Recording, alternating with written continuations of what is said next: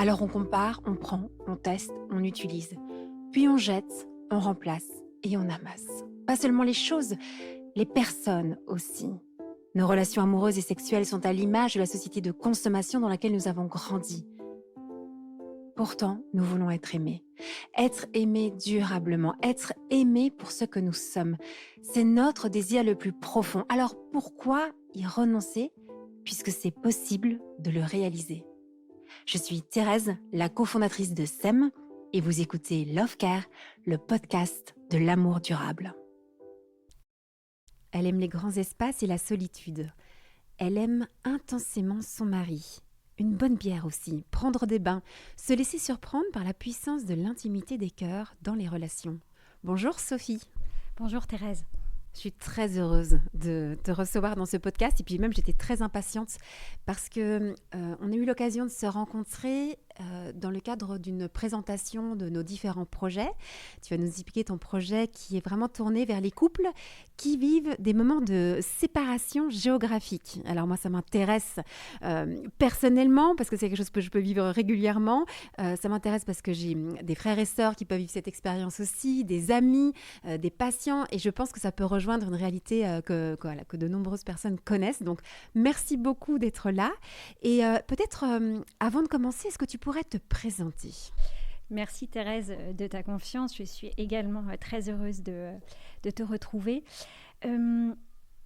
Je suis Sophie Sébastien. Je suis conseillère conjugale et familiale, une jeune conseillère conjugale et familiale qui a un parcours professionnelle tournée plutôt vers le monde hospitalier puisque je suis infirmière de formation initiale, cadre de santé. Les cadres de santé ne sont pas très connus, mais en tous les cas formatrice en école d'infirmière pendant de nombreuses années. J'ai beaucoup appris de ce parcours sur l'accompagnement des patients, l'accompagnement des équipes. Je me suis beaucoup intéressée à la fin de vie, l'accompagnement au deuil.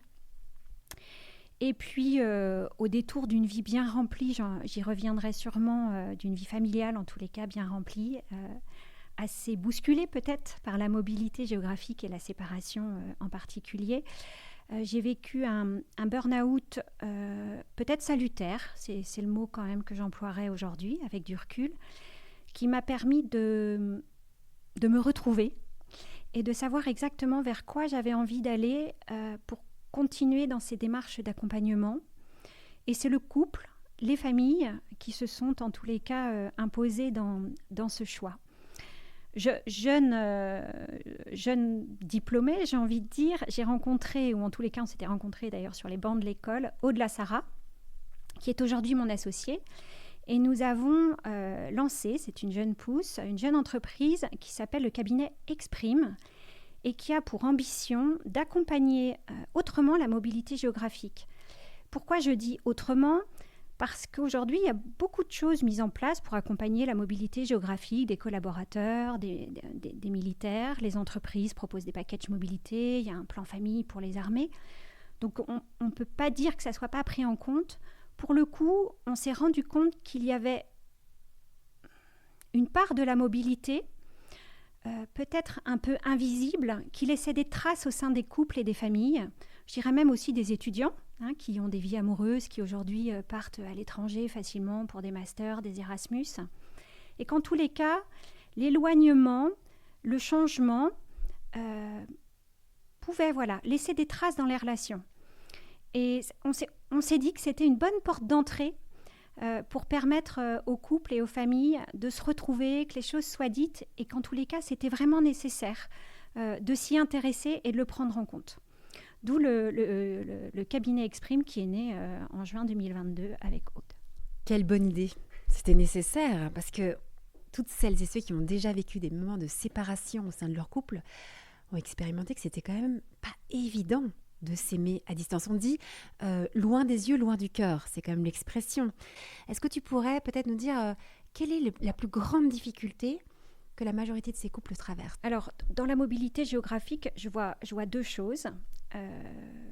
La mutation, le déplacement en famille, qui n'est pas forcément la séparation, qui va plutôt être le mouvement, le changement, le déracinement. Et puis, il y a la séparation. Et ça, la séparation, On peut la vivre dans le célibat géographique, qui est aujourd'hui même plutôt répandu maintenant depuis la pandémie d'ailleurs, en particulier avec des familles qui restent en province et un des conjoints qui vient en région parisienne ou sur une autre ville 3 jours par semaine.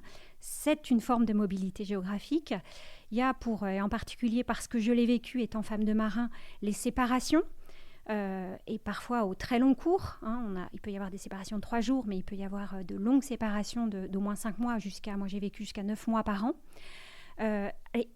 Alors, puisque ta question est centrée sur la séparation, je dirais que la plus grosse difficulté, c'est de vivre des vies parallèles. Des vies parallèles qui ont du mal à se rejoindre, avec toute la bonne volonté du monde de communiquer sur ce qu'on dit, sur ce qu'on vit. Il y a quand même la famille pour l'un, la carrière pour l'autre, un qui va porter forcément plus la charge de famille, ça c'est certain. Pas forcément la femme, je suis pas du tout... les couples sont très égalitaires aujourd'hui, mais peu importe, déjà des quotidiens différents. Et dans ces quotidiens, on n'a pas les mêmes préoccupations. On n'a pas les mêmes amis même parfois, ni même les mêmes sorties, ni même la même énergie à fournir. Et ça va être une première difficulté pour avoir... la première difficulté, ça serait de réussir à se rejoindre dans ce qui est différent et dans ce qui n'est pas partagé. Je te donnerai un exemple assez simple, mais qui a beaucoup marqué notre couple. J'avais 2 petites filles en bas âge. Et alors moi, je suis plus toute jeune, donc on découvrait les bateaux. Quand je me suis mariée, les bateaux n'avaient pas de liaison téléphonique. Donc on s'écrivait des lettres, c'est très beau. Mais un jour est arrivé le téléphone satellite. Et là, miracle, mon mari part pour 5 mois et on peut se téléphoner. Et là, on se dit, ça va changer, la séparation ne va pas être la même, c'est merveilleux, on va pouvoir s'appeler tous les jours. Catastrophe pour notre couple. Catastrophe d'avoir un mari à 6000 km qui ne vit pas mes préoccupations, qui est une vie bien remplie, très occupée professionnellement, et on ne se rejoint pas. Chaque coup de fil, en fait, était déjà une souffrance pour moi de lui dire, tu sais, notre aînée, aujourd'hui elle a 40, c'est vraiment dur, j'ai pas dormi de la nuit, et d'entendre seulement au téléphone de toute manière, grosso modo, c'est « je reviens dans 5 mois ». Je ne peux pas être là, je ne peux pas te rejoindre. Et donc ça a été un premier signal d'alerte pour notre couple, ce qui nous a permis de mettre des choses en place pour essayer de se rejoindre tout en mesurant qu'on était un peu célibataires chacun. Voilà, je crois que c'est les vies parallèles qui sont, à mon sens, le premier danger. Et alors si une des plus grandes difficultés pour les couples qui sont séparés, ce sont ces vies parallèles, pour des couples qui partent vivre une expatriation, qui partent ensemble dans une autre ville, dans un autre pays, et qui embarquent leurs enfants, quelle est la plus grande difficulté pour ces couples-là ? C'est très intéressant comme question et c'est justement très différent de la séparation parce que j'ai envie de dire, si d'emblée j'annonçais à ma famille ou mes amis que mon mari allait partir 5 mois, tout le monde s'accorde à se dire « ça va être difficile ». Donc j'ai envie de dire, déjà, je ne dis pas qu'on est rejoint dans notre quotidien, mais d'emblée, on mesure que ça ne va pas être simple pour Sophie, et donc on va être présent et l'accompagner. Dans une mutation ou une expatriation, il y a quelque chose qui est beaucoup plus valorisé socialement, parce qu'elle met en mouvement, parce qu'elle donne de l'énergie, elle invite à la curiosité, on peut la regarder comme une belle expérience familiale. Et donc, il y a quelque chose de l'ordre du mythe, surtout si en plus vous partez vers un pays un peu étonnant. Nous, on est partis en Guyane. Ça peut donner... c'est un pays qui peut un peu donner des étoiles dans les yeux.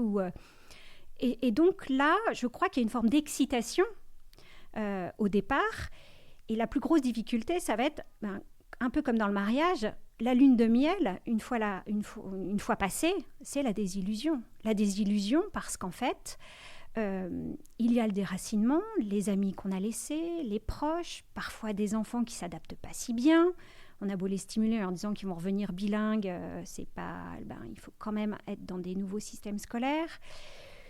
Un conjoint suiveur qui pensait pouvoir continuer le télétravail et puis en fait, ce n'est pas si simple. Des différences culturelles.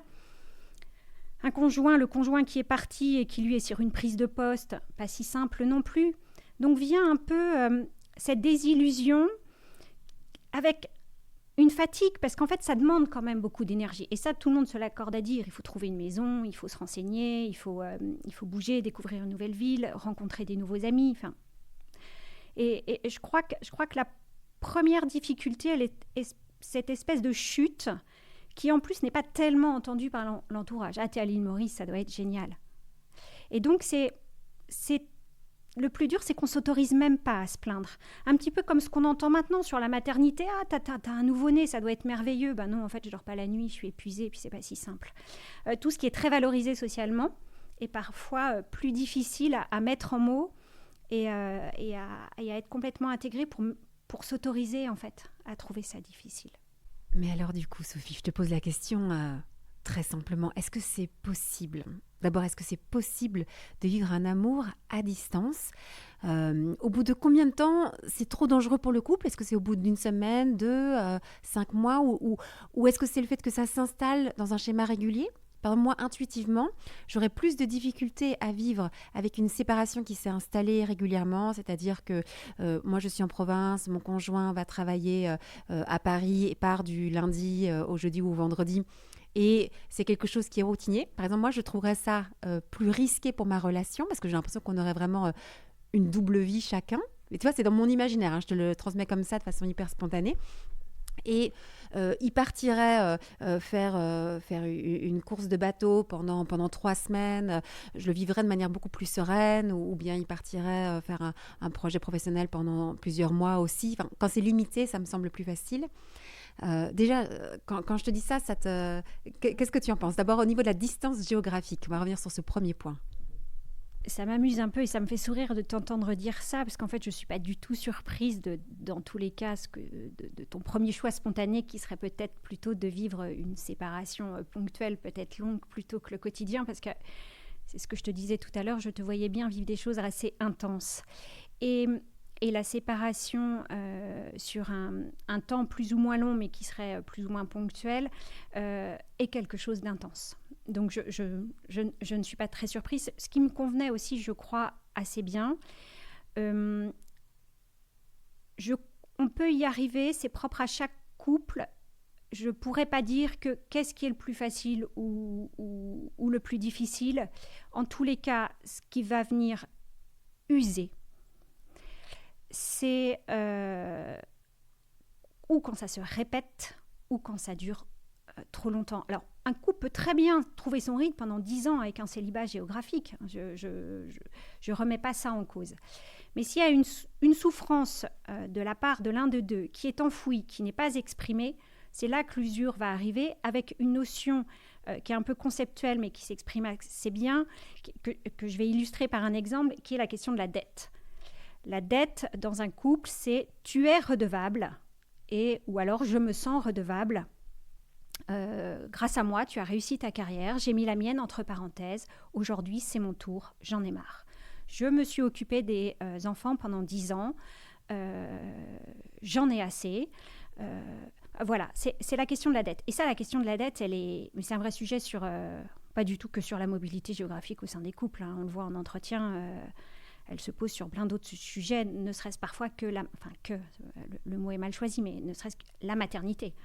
Qui est pour certaines femmes une forme de « tu as une dette envers moi ». Donc la question de la dette, en tous les cas, quand il y a une séparation comme ça des vies, une double vie, comme tu l'expliques bien, je parlais tout à l'heure de vie parallèle, je trouve que double vie, c'est bien trouvé, peut fonctionner, mais il faut vraiment que le couple soit suffisamment connecté pour voir où est le point de limite. Là, maintenant, en fait, ça n'est plus possible et c'est peut-être déjà trop tard. Donc, une grande vigilance, en tous les cas, à avoir sur cette capacité à le supporter. Donc j'entends dans ce que tu me partages une grande vigilance sur ce qui est difficile, de savoir l'exprimer à l'autre pour rester connecté, et puis de faire très attention à ce concept de dette. Et alors moi, ça me fait sourire quand tu parles de ça parce que dans mon précédent mariage, on avait cette expression de la dette et on comptait les points et en disant la dette, c'était vraiment une blague entre nous qui n'était pas du tout une blague, qui était une vraie réalité. Et la relation, en fait, elle a explosé parce que la dette était tellement grande que moi, en fait, à un moment, à New York, je lui ai dit, en fait, j'en ai ras-le-bol. Ça fait 10 ans que je fais tout pour toi, pour la famille. Et moi, j'ai besoin aussi d'exister.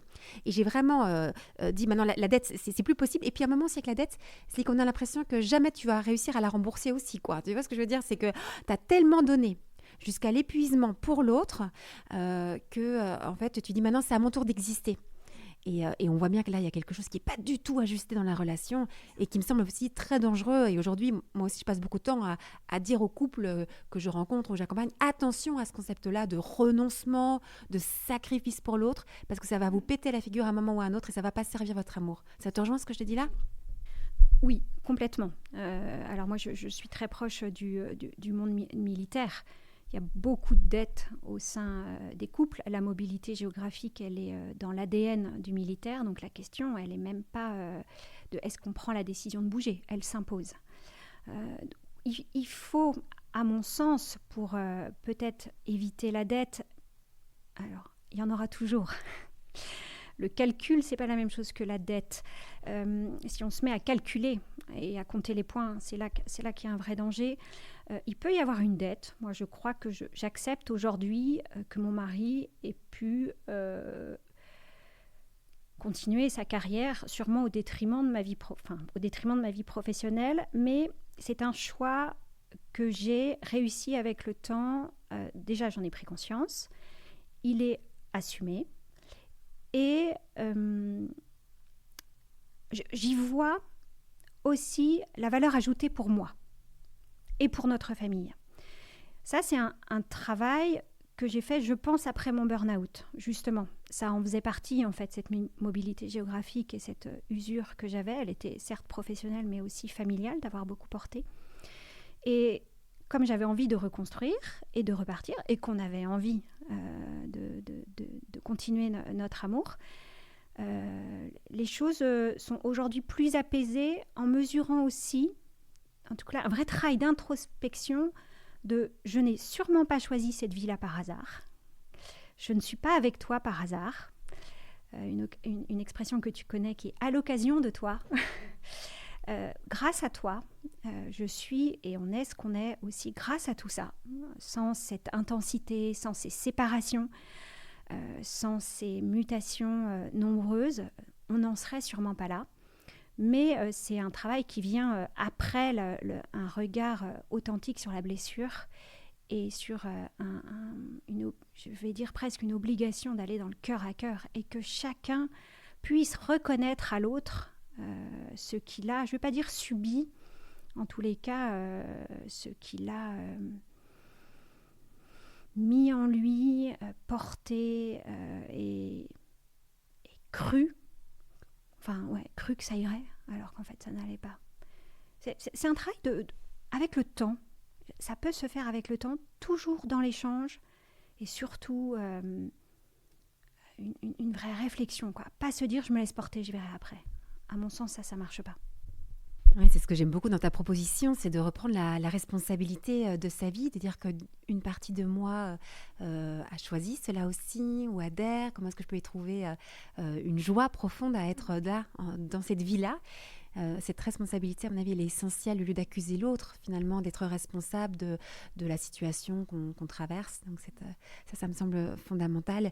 Mais tu vois, dans ces situations d'expatriation en particulier, et parfois donc, de séparation géographique, c'est comme si il y en avait un des deux membres du couple qui avait soit une passion plus importante que l'autre, ou un métier vocationnel, quelque chose de plus fort qui allait entraîner tout le couple. Et souvent, moi j'ai pu observer qu'il peut y avoir des déséquilibres, c'est-à-dire que pour différentes raisons, en fonction des âges auxquels on s'est rencontrés ou quoi, l'un a plus développé son projet professionnel que l'autre, et celui qui a un plus fort projet professionnel l'emporte sur l'autre, au point parfois d'étouffer l'autre ou de ne pas permettre à l'autre d'exister.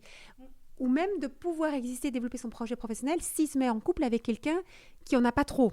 Tu vois, ce déséquilibre-là, ça te parle ? Oui, tu as tellement raison. Je dirais même, en dehors peut-être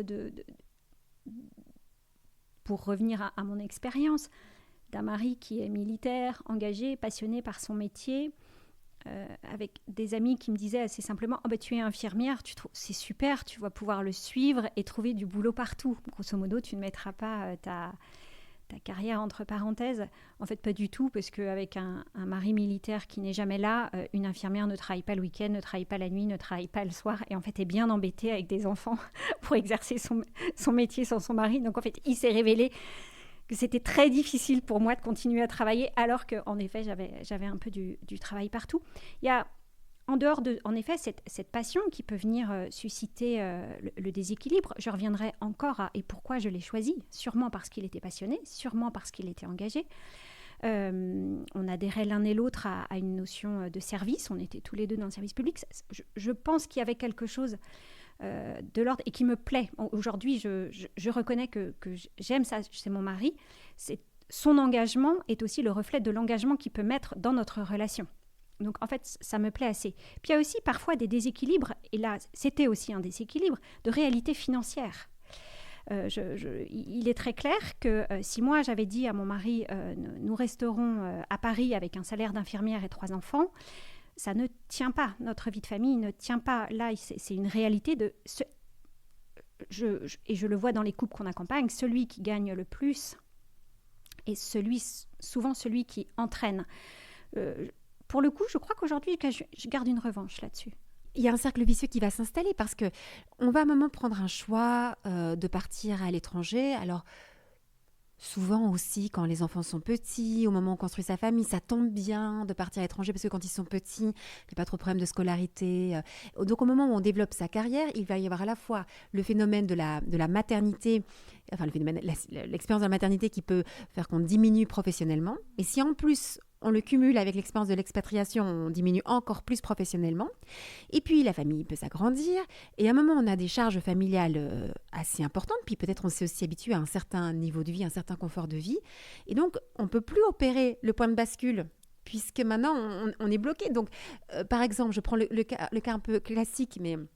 Excusez-moi de prendre ce cas-là, mais il est tellement encore courant où c'est peut-être monsieur qui est parti et madame qui suit et qui fait 1, 2, 3, 4 enfants à l'étranger.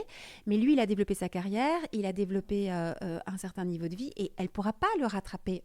Tu vois, cette histoire aussi de rattrapage, on parlait de dette, mais de notion de rattrapage. Comment est-ce qu'on fait pour gérer ça au sein d'un couple? Parce que ça, c'est une vraie aussi difficulté.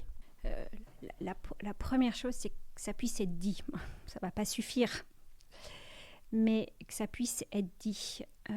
Je souffre aujourd'hui, après 10 ans, même si j'ai été très heureuse d'élever mes enfants, de mesurer que le nid va se vider et que quelque part, j'ai le sentiment, certes, on a construit une belle famille, on l'a construit ensemble, mais de ne pas avoir existé, comme tu le disais tout à l'heure, de ne pas avoir réussi professionnellement. Si c'est dit et si c'est écouté, ça peut déjà être rejoint. Je vois beaucoup de couples qui me disent en entretien « mais vous savez Sophie, on communique très bien ». Et la communication s'organise autour des reproches en fait, surtout. En fait, ils se disent les choses, mais ils se disent des choses très dures. Si la communication se fait dans une écoute et dans l'intimité des cœurs je comprends, en fait je te rejoins et tu as raison, tu as beaucoup donné, il y a déjà une forme de reconnaissance pour le conjoint suiveur qui est essentielle parce que comme elle n'a... Je vais parler de la femme et ça pourrait être l'homme, mais cette reconnaissance sociale peut-être d'avoir réussi dans la carrière, si en plus elle n'a pas la reconnaissance dans le regard de son conjoint, alors là c'est le vide intersidéral au fond d'elle-même. Je suis assez surprise parfois de voir que les couples en oublient des phrases simples dans leur communication de « s'il te plaît », merci et pardon de ne pas avoir vu, merci d'avoir donné tant d'années pour nous. Et peut-être aussi, à un moment, il est vrai, alors nous c'est ce qui s'est passé et c'est plutôt une chance pour notre couple de dire oui, c'est un peu ton tour. Et c'est pour ça que j'ai pu reprendre des études avec des sacrifices familiaux, mais où mon mari s'est beaucoup plus impliqué. Justement, j'ai choisi alors le moment où il était moins en déplacement et plus présent. Mais pour lui, c'était une évidence que oui, Sophie, et ça c'est aussi, et je l'en remercie, même si quelque part il y a quelque chose de l'ordre de la revanche et de la dette, je le remercie de de s'être mis à cette écoute. C'est très apaisant de t'écouter. Vraiment, merci pour ce que tu dis. Parce que moi, j'entends bien que deux personnes qui peuvent s'écouter sur ce qu'elles vivent et se dire je comprends et merci pour ce que tu fais, merci pour ce temps que tu as consacré aux enfants ou de toute l'énergie que tu as mise pour trouver l'appartement, l'école des enfants, etc. Merci et pardon, je trouve ça déjà très apaisant de l'entendre et de se dire que là, on a quand même déjà une voix pour garder de la connexion malgré ces difficultés qu'un couple peut traverser. Mais il y a une chose dont je voudrais aussi parler, c'est que l'expatriation, je reviens aussi sur cette expérience-là particulière, fait qu'il y a un déracinement. Et dans le déracinement, on ne va pas tous réagir de la même façon. Et ce que j'ai pu observer, parce que pour la petite histoire, moi j'ai vécu aussi 3 ans et demi à New York, donc j'étais avec une population aussi d'expatriés, c'est là que j'ai commencé à faire du conseil en vie affective, relationnelle, sexuelle. J'ai vu beaucoup de couples qui commençaient à partir un peu dans tous les sens parce que le fait de se retrouver sans famille, sans amis d'origine, dans un nouveau lieu, souvent avec beaucoup plus d'argent qu'on en avait auparavant, on peut un peu disjoncter, on peut un peu péter les plombs, on peut commencer à s'inventer une nouvelle identité, s'inventer des nouvelles histoires. Quand je dis ça, évidemment, je pense à toutes les relations extra-conjugales qui peuvent commencer à venir à la faveur d'une expatriation. Parce que c'est comme si on avait un peu perdu ses repères. Je pense aussi à des expatriations en Asie. Pourquoi je dis ça? Parce que j'ai aussi eu l'occasion de le voir dans mon cabinet. Je ne sais pas comment ça rejoint aussi ton expérience de professionnel. C'est qu'en Asie, on a aussi un autre référentiel en termes de relations, d'amour, de mariage. Et le fait d'être expatrié là-bas peut aussi complètement te dérouter sur ta façon de vivre le mariage, l'engagement, la fidélité à la sauce judéo-chrétienne française, occidentale. Tu vois, dans quelle mesure le fait de partir à l'étranger vient aussi déstabiliser à ce niveau-là, au niveau des repères? Je dirais qu'il y a une forme d'excitation à partir. Et dans l'excitation, on parlait du mythe un peu, de ça va être génial, ça va être une vraie découverte, qui donne une énergie, qui fait qu'on n'est plus sous le regard des mêmes personnes, comme si on se libérait un peu. D'ailleurs, l'expatriation permet parfois de couper des liens et c'est très sain, d'en recréer d'autres. Pour autant, en effet, elle peut être placée dans une forme de parenthèse. Souvent, l'expatriation, d'ailleurs, elle est sur 1 à 3 ans. Et il faut que tout aille très vite, en fait. Et c'est pour ça que ça demande beaucoup d'énergie, c'est qu'il faut trouver des écoles vite, il faut retravailler vite si on veut retravailler, il faut s'installer rapidement, parce que si on redéménage au bout de 2 ans, il n'est pas question de rester dans ses cartons pendant 1 an. Et donc, dans le fait d'aller vite et de se dire que ça prendra fin pourrait un peu donner le sentiment comme un enfant d'être devant un gros saladier de bonbons et de se dire il faut que j'en vienne à bout parce qu'autrement on va me le prendre. Et donc, de quelque chose de l'ordre de profiter en tous les cas et de venir se saisir de ce qui nous est donné en oubliant surtout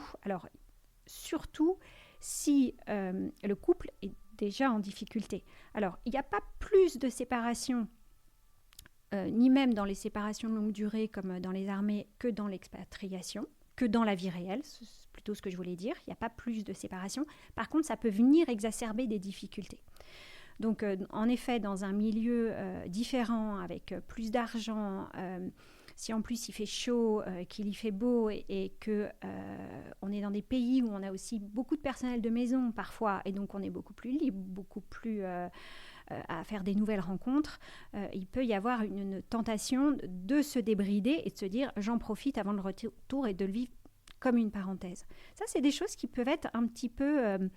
alors, c'est le travail qu'on fait avec Exprime, parce qu'on accompagne avant, pendant et après la mobilité géographique. Dans le avant de quelle va être votre vie, en posant juste des questions. On n'est pas là pour faire peur aux couples, c'est très stimulant de partir, on ne va pas venir leur casser leur projet. Mais qu'est-ce qui va changer ? Qu'est-ce que ça pourrait venir changer ? Est-ce que vous pensez qu'il pourrait y avoir des points de vigilance ? Est-ce que vous avez des peurs ? Est-ce que vous pouvez vous les exprimer ? Est-ce que... voilà, ça fait partie de la réflexion dans la décision, même si elle est déjà prise et qu'elle est très claire, sur des couples qui pourraient se dire ça va être chouette, mais peut-être un petit peu trop fragile pour nous, comme s'il n'y avait pas assez de garde-fous. Donc c'est des questions que nous, en tous les cas, on aide à se poser pour que les choses soient enregistrées. Après, chacun va vivre comme il a envie de le vivre. Je reste encore sur le point de l'expatriation. On a une famille qui part. On a un couple avec 1, 2 ou plus d'enfants qui part. Ce qui pourrait se passer aussi, c'est qu'un des membres de la famille ne se sente pas bien. On fait quoi dans cette situation-là ? Et je trouve que là, il y a une vraie difficulté. C'est que souvent, moi, ce que j'ai pu observer, c'est que par exemple, le conjoint qui suit ne va pas trouver sa place dans cette nouvelle expatriation, malgré le côté très excitant que tu exprimes parfaitement bien, vraiment grisant de la nouvelle aventure, de l'expérience, et au bout d'un certain temps, du mal à trouver sa place. Et tu dis, attends, mon mari est super bien, mes enfants sont bien, ils apprennent une autre langue, ils se sont fait des petits copains, tout le monde semble assez heureux de cette nouvelle aventure, et moi, je ne suis pas bien. Et est-ce qu'il ne faudrait pas que l'un soit sacrifié dans la famille pour que, tout le monde soit bien? Parce que ça ne nécessite pas nécessairement un sacrifice. Et tu vois, je te parle avec ce mot sacrifice. À l'époque, moi, quand j'étais à New York, alors que tu t'imagines, à New York, c'est le glamour à l'état pur. Tout le monde a des étoiles dans les yeux quand tu parles de New York. C'est une chance extraordinaire d'être là-bas. J'étais dans un quartier absolument incroyable, à côté de Central Park. Donc il y avait vraiment... le côté paillettes était là. Et pourtant, au fond de moi, j'étais pas bien. Et je me souviens qu'à l'époque, j'avais envie d'écrire un livre qui s'appelait « Sacrifier ». Et j'avais vraiment cette idée du sacrifice. Et je pensais que c'était ça aimer, c'était d'être dans le sacrifice. Et que pour qu'on soit bien, il fallait bien que quelqu'un se sacrifie. Et ça tombait sur moi, c'était à moi de me sacrifier. Bon, évidemment, je viens avec toute mon histoire, etc. Mais je voudrais revenir sur cette notion de quand il y en a un qui ne va pas bien. Alors là, je te parle du conjoint, ça peut être aussi un enfant qui ne va pas bien. Comment est-ce qu'on fait pour gérer ça dans une relation ? Alors, tu as raison de le souligner parce que c'est d'autant plus difficile en expatriation. J'ai envie de dire, si aujourd'hui, en France, j'ai un enfant qui ne va pas bien, j'arrive à activer un réseau souvent assez facile. J'ai mes points de repère. Je sais éventuellement à qui m'adresser, des gens qui connaissent bien. Là, en plus, on peut être dans un système culturel complètement différent, pas toujours avec des professionnels appropriés. Alors, c'est vrai qu'il y a le visio, il y a des réseaux d'expatriation, mais quand même, la première difficulté, elle va être de trouver de l'aide.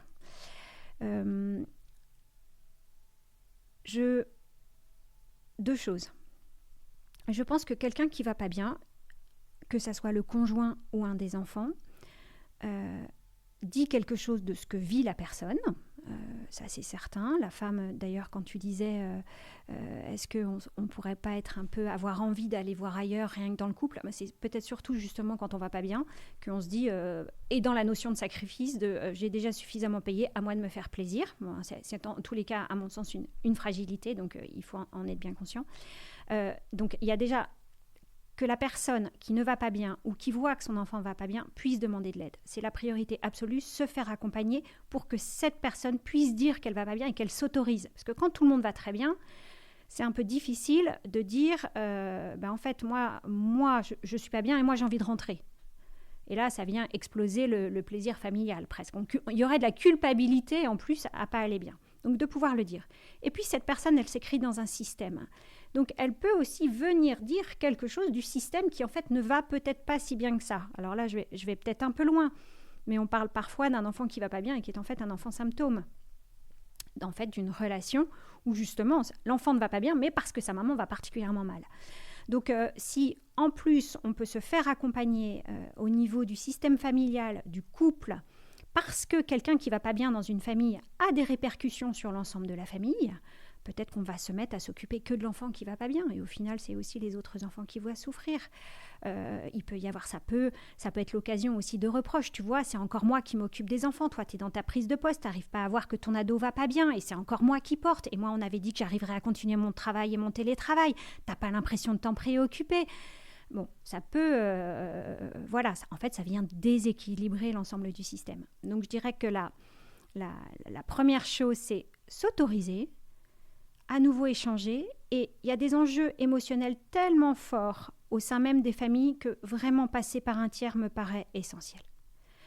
Un tiers qui rejoint, écoute, avec bienveillance, qui ne prend pas parti, qui ne fait pas alliance et qui va faire circuler les émotions sans que ça monte en conflit, en reproche, etc. C'est, à mon avis, la priorité absolue, surtout dans un cadre de déracinement où on ne va pas avoir un soutien forcément amical, familial, peut-être une maison où on se sent bien, des lieux refuges. Donc, ça me paraît très important en tous les cas de ne pas rester seul parce que à ce moment-là, c'est la rupture. Je ne parle pas du couple, c'est la rupture émotionnelle. Ça résonne tellement en moi ce que tu partages aussi sur la culpabilité. Quand on se sent coupable, la réaction, c'est qu'on s'enferme dans le silence. On ne s'autorise pas à parler. Or, le conseil que tu nous donnes, qui est très clair, qui peut vraiment nous sauver personnellement et nos relations, c'est de s'ouvrir, de parler, d'oser le dire. Donc, merci en tout cas de nous déculpabiliser par tes mots, parce que c'est quelque chose qu'on peut ressentir, et d'autant plus, je pense, avec l'expérience de l'expatriation qui peut avoir, je parlais tout à l'heure de ces paillettes, mais plus l'environnement fait rêver, plus c'est difficile de s'autoriser à dire que c'est difficile. Et puis alors quand on a en plus la chance d'avoir des enfants, voilà, on a tous tout cet univers-là, le mal-être est inaudible par l'entourage. Et du coup, ce que j'entends aussi, c'est de parler à quelqu'un d'extérieur, quand tu dis le tiers, pas seulement à des amis ou de la famille, mais aussi à un professionnel qui peut nous entendre sans nous juger. Parce que si on s'en ouvre à nos frères et sœurs ou nos amis, ils peuvent nous dire « mais ça va, de quoi tu te plains, regarde tout ce que tu as ». Et donc voilà, donc ça c'est vraiment, plus on se sent un peu comme prisonnier de ce mal-être. Donc ça me semble vraiment important. Est-ce que tu peux nous en dire un peu plus aussi sur le retour ? Parce qu'on a parlé de l'avant, pendant, et après, quels sont un peu les risques ou les difficultés pour un couple qui revient d'une expatriation, d'un voyage. Je dis voyage parce que je pense aussi à ceux qui sont partis en voyage pendant plusieurs mois. Comment ça se passe, ce retour ? C'est très bien que tu le soulignes parce qu'on en parle assez peu du retour. On parle beaucoup du pendant, éventuellement du avant avec la prise de décision. Et les retours, c'est comme si on se remettait sur les rails. En tous les cas, pour les gens qui vous entourent, vous allez vous remettre sur les rails de votre vie française. Et alors, en fait, pas du tout. C'est beaucoup plus compliqué que ça. Déjà, le retour, parfois, il s'impose. Justement, peut-être parce que la famille a mesuré qu'il était temps de rentrer. Parce que c'est d'ailleurs aussi ce qu'on travaille dans l'avant, c'est est-ce que ces choix sont immuables ou est-ce qu'il peut être revu. Donc parfois, quand elle s'impose, elle va à nouveau créer une dette. On rentre parce que tu ne vas pas bien, parce que tu ne supportes plus d'être éloigné de tes enfants, parce que tes parents sont malades. Et donc on a déjà vécu la dette, il y a déjà de la dette et on vous charge un peu plus. Donc ça doit être évoqué là, comme on a réfléchi à l'avant à ce qui génère la décision de partir et qu'est-ce qui fait qu'on doit revenir. L'origine est toujours très importante dans les relations. Donc, voir, en tous les cas, nous, on essaye de voir les couples avant le retour, dans la préparation au retour, comment se prend cette décision de retour, qu'elle suscite pour vous, qu'est-ce qu'elle va générer comme changement éventuellement avec l'avant et comment elle se prépare. La difficulté du retour qu'on va retrouver surtout pour les couples, c'est un vrai, d'abord, décalage avec parfois des rythmes de vie, des qualités de vie. Quand on a vécu à l'étranger, au soleil, dans une grande maison, limite les pieds dans le sable, ou dans une ville féerique, ou en tous les cas qui bouge tout le temps, comme New York, et puis qu'on arrive à Dijon. J'ai rien contre Dijon, mais voilà, qu'on arrive dans une petite ville. Il y a déjà ce premier décalage de vie, parfois de niveau de vie. On repart sur une prise de poste pour les deux, d'ailleurs, j'ai envie de dire, qui reviennent, avec des enfants qui vont devoir aussi se réadapter. Je pense à un couple que je suivais aux États-Unis où le système américain fait que les enfants sont hyper valorisés tout le temps, tout est wonderful en permanence dans tout ce qu'ils font. Ils arrivent à Paris, c'est 6 sur la feuille et revoient ta copie. Et donc, catastrophe dans la confiance en eux, ne comprenant pas ce qui se passe. Et en fait, ce couple que j'ai accompagné, la mère disait, mais en fait, je revis les difficultés du début de notre expatriation où ils avaient du mal à s'intégrer, ils ne parlaient pas l'anglais, ils ont mis 3 mois à comprendre ce qui se passait autour d'eux. Et là, on se dit, ils vont revenir, ça va être beaucoup plus facile. En fait, non, pas du tout. Donc, beaucoup de décalage, en fait, parce que c'était peut-être un peu rêvé aussi encore. On est encore dans une forme de désillusion. La désillusion, elle est aussi très forte au niveau des gens qui vous attendent et qui, d'ailleurs, ne vous attendent pas. Très contents de vous retrouver, mais qui, en fait, ont continué leur vie, continuent leur rythme, et avec ceux qui reviennent comme ça d'une expérience un peu, entre parenthèses, un peu unique, le sentiment de ne pas être entendu, qu'on ne leur demande pas comment c'était, comme si la vie devait reprendre avec la famille et les amis comme avant, alors qu'il s'est pourtant passé quelque chose dans leur vie et dans leur couple. Et donc un sentiment de décalage ou avec les proches. Donc grande vigilance aussi sur le retour, beaucoup d'énergie encore. Donc en fait, une expatriation, c'est pas que le temps, ou une séparation, c'est pas que le temps de l'expatriation, c'est vraiment un avant, un pendant, un après, avec toujours la nécessité de porter un regard juste sur ce qui est en train de se vivre, et tout en envoyant aussi tout ce qui est... Alors là, j'ai l'impression de vous parler que des choses très difficiles de l'expatriation. C'est exactement ce que j'allais dire, j'allais rebondir. En fait, on s'est laissé entraîner par le fil de notre conversation et on a parlé des choses plus difficiles aujourd'hui. Mais en réalité, évidemment, il y a plein de choses extraordinaires et qui soudent aussi les liens. Je pense aussi de tout ce que ça apporte comme union au sein de la famille, au sein des enfants qui vivent une expérience, une aventure en commun. On se retrouve aussi beaucoup au sein de cette petite famille. Et donc, on passe énormément de temps ensemble. Donc ça, c'est des temps aussi qui peuvent être de très grande qualité et resserrer les liens. Il y a plein d'aspects évidemment très, très positifs. On a insisté sur les choses peut-être plus délicates pour pouvoir vraiment profiter des choses qui sont belles dans l'expatriation. Évidemment, on pourrait encore en parler pendant très très longtemps, mais je voudrais quand même revenir aussi, parce qu'on a commencé avec s'aimer à distance, mais on dit la distance, la séparation géographique. Est-ce que pour cette situation qu'on peut traverser à certaines périodes de sa vie plus ou moins longtemps, est-ce que tu aurais des conseils très concrets à donner pour qu'on puisse le traverser, que ce soit une opportunité même de s'aimer davantage, hein, qu'on l'utilise pour s'aimer davantage, plutôt que ce soit un frein à l'amour ou même un empêchement carrément. C'est peut-être la question qui me paraît peut-être la plus difficile de cette interview. Je dirais qu'à cause de la distance, il faudrait encore plus d'attention à l'autre. Plus tu es loin, moins je suis disponible pour toi. L'attention n'est pas l'attention A2T. L'attention qu'on porte à l'autre n'est pas forcément proportionnelle à la disponibilité. Elle doit être, en fait, quand elle se fait, pleine et entière. Je vais te donner un exemple.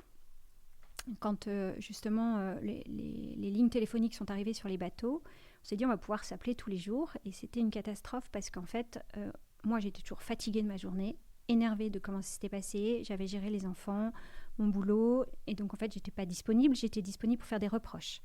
Mon mari, lui, enfermé dans son bateau, n'était pas du tout disponible non plus. Et donc, en fait, on a fait le choix. Mais donc, ça veut dire qu'il faut être très connecté à soi et à ce qu'on est en train de ressentir pour pouvoir dire, en fait, je mesure là, en fait, que ça se passe pas bien. D'ailleurs, je lui disais, je lui criais, fais attention à moi. Le pauvre, il était à 6000 km.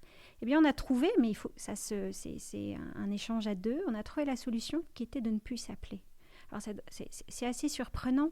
Mais justement, on a fait le choix, alors pas de plus s'appeler du tout, mais de s'appeler une fois par semaine. C'était bien suffisant parce qu'en fait, quand je faisais le recul, quand je prenais du recul sur ma semaine et qu'il me disait « Est-ce que ta semaine s'est bien passée ?» Je lui disais bah, évidemment oui, parce qu'en fait, même s'il y en a une qui a eu 40 et même s'il n'y avait plus de PQ et que j'ai dû faire un plein de courses à l'arrache, quelque part, on va bien, c'est dimanche soir et on va bien. Donc déjà, c'était beaucoup plus apaisé. Et lui avait pris l'engagement de fermer la porte de sa chambre, de fermer son ordinateur et d'être pleinement à moi pendant 15-20 minutes. Donc, comme on ne va pas avoir dans une séparation géographique de quantité, il va falloir être très vigilant sur la qualité. Et donc voilà, c'est plutôt ce vers quoi j'irais. Je trouve ton conseil excellent. Et d'autant plus valable avec les smartphones, on a la possibilité de communiquer H24. Et alors, quand on a en plus une distance, un décalage d'horaire, c'est d'autant plus compliqué. J'aime bien ton idée de dire on fait une pause et on choisit les moments où on se parle pour qu'on puisse aussi chacun vivre notre vie. Parce que sinon, on est tout le temps en train de penser à l'autre ou bien sur son téléphone et on n'est pas en train de vivre notre réalité. Donc, ouais, et se plaindre, ouais, c'est certainement le meilleur conseil. Déjà, si on pouvait retenir ce conseil-là, moi, je pense qu'il est génial. Et un conseil pour celles et ceux qui partent en expatriation ou sont en expatriation, pour que ce soit aussi une opportunité pour souder leurs liens plutôt que de les fragiliser. Je dirais que c'est bien se connaître. Alors, mais comme bien se connaître, c'est pas toujours donné à tout le monde, et puis c'est parfois un événement de la vie qui fait qu'on commence à s'intéresser à soi. Euh, de, de bien se connecter à ce qu'on ressent, aux clignotants qu'ils nous ont donnés, pouvoir les repérer, parfois avec un peu d'aide, mais s'autoriser, en tous les cas, je crois que c'est un peu comme toutes les difficultés de vie, s'autoriser, malgré le fait que c'est un peu excitant, à trouver ça difficile. Pouvoir échanger avec des gens qui ne vont pas être dans le jugement et qui en effet ne vont pas vous dire « mais tu as tellement de chance, arrête de te plaindre ». Et ne pas hésiter à demander une aide extérieure, un accompagnement sans attendre que ça aille trop mal et que cette dette, qui ne sera en fait évidemment jamais remboursée, mais ne laisse pas des traces indélébiles au sein des relations. Sophie, je suis un peu émue de t'écouter parce que je me dis que j'aurais tellement voulu te rencontrer il y a quelques années. Non, mais vraiment, parce que j'ai manqué de tes conseils, de ta réflexion, en fait, d'éveiller nos consciences à tous ces défis. Et puis, moi, j'ai vécu ces premières années dans de vraies souffrances intérieures qui ne se disaient pas, justement. Et je trouve que c'est très, donc je disais tout à l'heure, très apaisant et très libérateur de pouvoir parler de ce sujet-là ensemble. Et les clés que tu donnes, elles sont concrètes. Et moi, ce que j'entends, c'est qu'il y a des solutions. Il y a vraiment des solutions. Et puis d'être très connecté à soi aussi, de bien sentir au fond de soi, est-ce qu'on est bien dans ce qu'on choisit aujourd'hui. Mais tu vois, ça renvoie à des choses très très profondes, hein, parce que comme tu dis, on revient avec toute son histoire et pourquoi est-ce qu'on choisit de partir. Ça renvoie à mon avis à des choses psychologiques, de notre histoire familiale. Je parlais tout à l'heure du sacrifice, mais évidemment que moi j'ai été nourrie de valeurs sacrificielles depuis que je suis petite, donc ça me semblait être ça l'amour. Aimer, c'est se sacrifier pour l'autre. Donc j'avais aussi des conceptions de l'amour qui sont évidemment très problématiques. Bref, tout ça pour dire que non seulement je te remercie pour ce que tu dis aujourd'hui, j'ai une petite émotion en me disant que j'aurais voulu entendre ça plus tôt. Et tu sais, j'ai souvent cette tradition dans ce podcast de demander à aux personnes que j'interroge s'il y a une chose qu'elles auraient bien voulu entendre plus tôt, qu'elles ont comprise ces dernières années. Ce serait laquelle? Un message que tu voudrais faire passer à toutes les personnes qui nous écoutent aujourd'hui, ce serait quoi? Alors c'est très personnel, donc c'est un conseil que j'aurais aimé qu'on me donne, mais qui est propre à Sophie, qui est cesse de t'adapter, écoute-toi. Voilà. J'espère que ça résonne dans vos cœurs ce que nous partage Sophie. Merci infiniment. Merci d'abord de nous partager tout ça aujourd'hui et merci pour ton travail. On peut te retrouver avec ton associé Aude. Vous êtes en train de monter un projet vraiment fabuleux pour justement répandre cette bonne parole dans les entreprises, dans les institutions qui envoient des couples à l'étranger et puis pour celles et ceux qui sont séparés géographiquement souvent à cause de réalités professionnelles. Donc merci beaucoup. On va suivre Exprime qui est votre entreprise et puis on aura l'occasion. C'est assez certain de retravailler ensemble pour justement proposer des solutions comme celle que tu viens de nous confier et bien plus encore. Merci beaucoup Sophie. Merci Thérèse pour ce moment très intense. Merci. Si vous désirez l'amour durable, retrouvez toutes les propositions de SEM sur notre site internet sem.co et sur nos réseaux sociaux Instagram et Facebook. Si vous êtes un professionnel du Love Care, rejoignez la communauté SEM. Et pour semer avec nous cette vision de l'amour, mettez un avis ou 5 étoiles sur votre plateforme d'écoute pour soutenir ce podcast. Venez signer notre manifesto et surtout, parlez de SEM autour de vous. Parlez-en à vos amis, à vos familles, à vos collègues qui ont tant besoin d'être outillés et accompagnés pour vivre leur désir le plus profond, aimer et être aimé durablement. Ensemble,